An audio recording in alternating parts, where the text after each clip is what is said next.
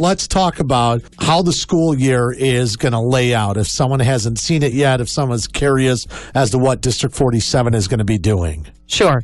So basically, based on the board decision that was made Monday night, we are going to be offering two different instructional models, remote learning only and a modified in-person instruction model, which basically consists of a condensed day.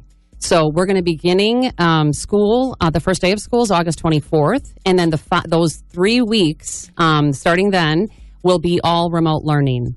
So then, starting September 14th, which is 3 weeks after the 24th, we'll offer in-person instruction in a condensed day schedule, which will run Monday through Friday from 8 a.m. to noon. So I'm looking at this, and Denise Barr is with us with District 47. I look at this, and it just actually popped in my head. Well, the first thing is obviously the health of kids, the safety of staff, et cetera. I'm sure that weighs heavy in Absolutely. these. But I think starting 3 weeks of remote learning is a good way to go because, and this had to play into the decision. It had to, because then teachers get to start to know their pupils as they start the school year. And then once they actually get to the school, there's already a rapport. There's not that, because we all know, we all went to school. We all know what those first 2 or 3 weeks are like. It's basically teachers getting used to who their kids are, learning names, what the schedule is going to be. So at least you can start out with that for the 3 weeks. And I like the idea of it, actually. And Joe, that's a good point. And the other thing is we want parents to have a chance to see what our enhanced remote model looks like. Gotcha. So we know there were lots of issues with the last one. And so we looked at parent feedback, staff feedback to sort of revamp the program. The other reason that's important is because we also know that once we open in-person instruction, we're going to have COVID cases. And so what does that mean? That means everybody in person is going to have to transition to remote. We want that remote learning plan to be as good as it possibly can. So to start that way and let parents see what that looks like now and let kids get used to it is probably a good idea because it may be inevitable that we have to transition back to that anyway. All right, so I'm going to put a pin in the COVID thing for 1 second, just for a second here. And you talk about the remote learning enhanced, and you guys put it together so quick. You had to. I mean, you had to. You know, it's mind-boggling at the start of how this, schools did this. That the teachers, administrators, everyone came together and figured everything out. So now that you kind of had that under your belt, we had a little bit of a pause here in the summertime. You get to show parents what it's going to be like.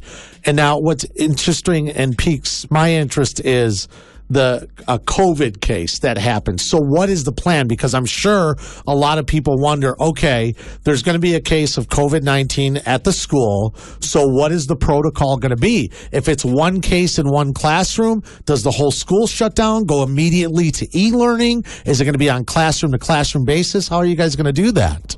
Yeah, well, that's a great question. And I do want to let everybody know that we have parent FAQs on the website because we do have a big category under health and safety that will address some of those things.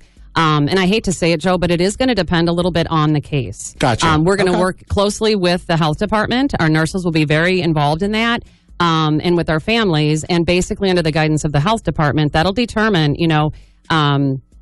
close contacts. We're going to have to do contact tracing, and we're going to have to figure out where was that kid, who was in close contact with that kid, and kind of go from there. So, wow, there's so much to it. I mean, really, and you think about these decisions that needed to be made and, how many different factors played into it. Because at the end of the day, it seems like, and again, Denise Barr is with us, District 47. I tagged them on Facebook. She just said they have a FAQ, frequently asked questions, up on the district website. I can only imagine how much played into this. At the end of the day, it seems like you do want kids to be in school. We really do, because we know that's what's best for kids.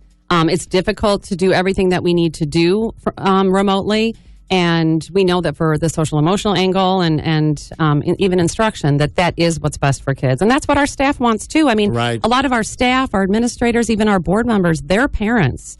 They're faced with some of these same decisions. And if I could, I want to give just a quick shout out to some community partners, because we know childcare is an issue. I just was, you're reading my mind. I was thinking that. Because I just was going to ask, the 3 weeks of remote learning, that was like a number one thing parents were, and obviously, I mean, everyone is thinking about health and safety, but you're also like, I still need to go to work. I still need to do stuff. We got 3 weeks, so you guys are working with some people. Then. We are. So the Crystal Lake Park District has stepped up. They've been our partners with before and after care.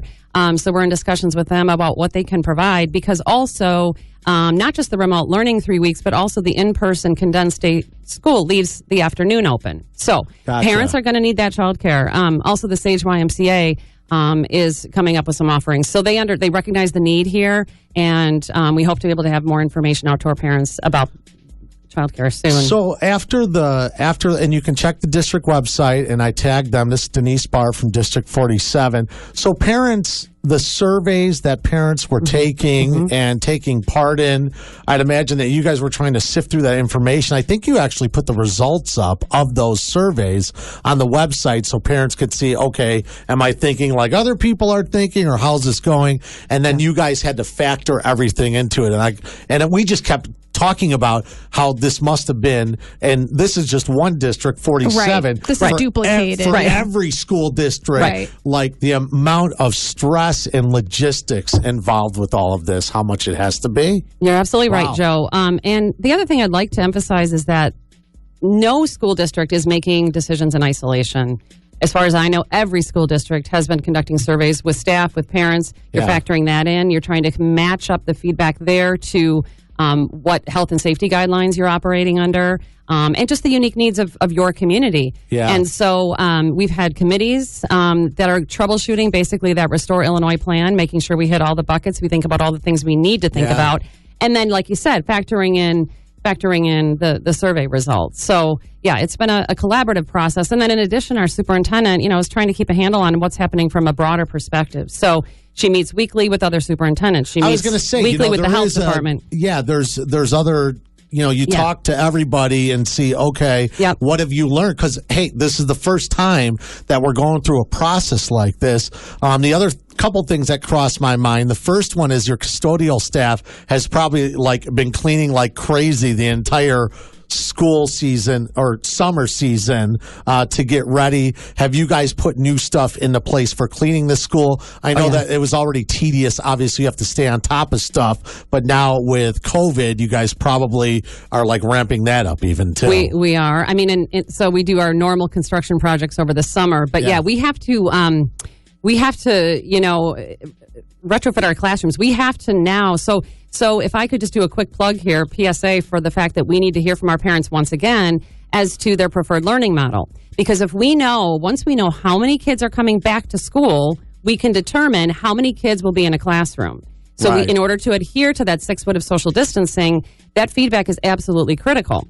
If we don't hear from parents, their kids are going to be automatically placed into remote learning. Oh, okay. We need to hear what they want. We want to honor what they want, because there's different reasons that parents have for choosing one instructional model over another. So where should people go to let you know about that? The district They need website? to log in. Well, they can certainly under announcements, but they need to log into Parent Vue, which is our parent portal. And when they do that, they'll be able to determine their selection and also whether they need transportation. So that's on the portal for parents called Parent Vue. I'll update the status once we're done here. Don't make me try to do two things at one time. I would not. No, not going to happen. Doesn't work for me either, Joe. Denise Barr here from District 47, longtime friend of the show. We've had a great partnership over the years. We knew after the meeting the other night, just seeing posts on social media, the amount of parents that are just up in arms about, how are you doing this? And how are you doing this? And again, the stress that is involved with it. What about busing for kids? Is that going to be something that is still going to be available, or are you guys still working that out? Since you kind of bought yourself some time because you're doing 3 weeks of e-learning starting on August 24th, but have you figured the busing situation out yet? Well, transportation is always kind of a unique challenge because we do share it with District 155. But of course, as we make these decisions, we are in collaboration with District 155. Okay. So yes, busing will still be available. We are encouraging parents, though, to, if they can transport their kids, do it. Okay, yeah. So then you just drop them off. It's just them, and then they go to school. Well, and it creates more room on the buses. Because while we can fit 50 kids on a bus, we don't really want to. Right. It doesn't follow the instructional social distancing model we're trying to do at school. So So that's been an I interesting was one. going to say, because what do? You got all of a sudden for one route, you got 3 buses. Right. Like seriously, I'm thinking how a parent would think, and logistically turns into a nightmare. But at the end of the day, health and safety of the kids, and you're trying to make sure, trying to communicate, and the district is all of a sudden asking, okay, if you can drop your kids off, drop it off. I would hate for parents to be like, well, yeah, it's the school's responsibility. Just get them to school. It's not my job to drop them off. But when it comes to the health and safety, if you're flexible enough to be able to drop your kid off, this is a very unique time for everyone. Man, this is going to be, and not just for schools, but everyone. for everyone, even you guys, like we were talking about. Yeah. So, this pandemic has impacted all of us in different ways, and we try to make decisions respectfully, knowing that there are all these individual circumstances. So we still have a long way to go in terms of problem solving this for all of our families. But we will do frequent updates for parents as we learn more. And the communication has been great already. And every district pretty much these days, we talk about we do school closings in the morning, but these days it's not like when we were kids and we waited and had to wait for the scroll on the TV or you waited for them to say it on the radio. There's a text message that goes out. The website is updated. So you guys are active on Facebook and Twitter with District 47. So, and we'll expect that from the rest of the schools, and you guys will work together and we'll get through this. It's definitely a big old curveball, but a challenge that you guys have stepped up to take. So, we give you credit. We're giving you credit because we've been talking about, even teachers, the amount of change that they've had to go through as well. If I could jump in on that, I was going to say, yes, what has been asked of our staff in the past and will be asked of them in the future is that they change their instructional methods now in person to some degree. Even, there's best instructional practices that we may not be able to carry out because of the health and safety guidelines, even at school. In addition, we need them to become experts at remote teaching. So the good news is, our original start date was like August 19th, and that got pushed to August 24th. The state has given us 5 additional remote learning plan days. Gotcha. So our staff will have a full week of professional development that week before school starts so that they can get up to speed on the new remote learning model, but also so that they can understand the health and safety aspects of in-person teaching. And all these districts are going through similar things right now, if not the same. This is Denise Barr with District 47. Well, I like it. I like that you were able to come in this morning and we could chat a little bit and kind of get a grasp of how things are going to go. And, some stuff there's still a question mark or an X factor because there's some stuff that you can't predict, unfortunately. And that we still need to problem solve. Yeah, frankly, we don't have all the answers right now. Yeah, and people, you need to put your trust in the people that are in charge that you pointed out that also have kids that go to school and have the same exact concerns that every parent have as well. So Denise Barr, District 47, I did tag them on the Star Facebook, and then the Parent Vue info that you want, I'll add that to the status. Thank you so much. I appreciate the opportunity to be here this morning, you guys. Yep, you bet. Thanks, Denise. Appreciate it. Thank you.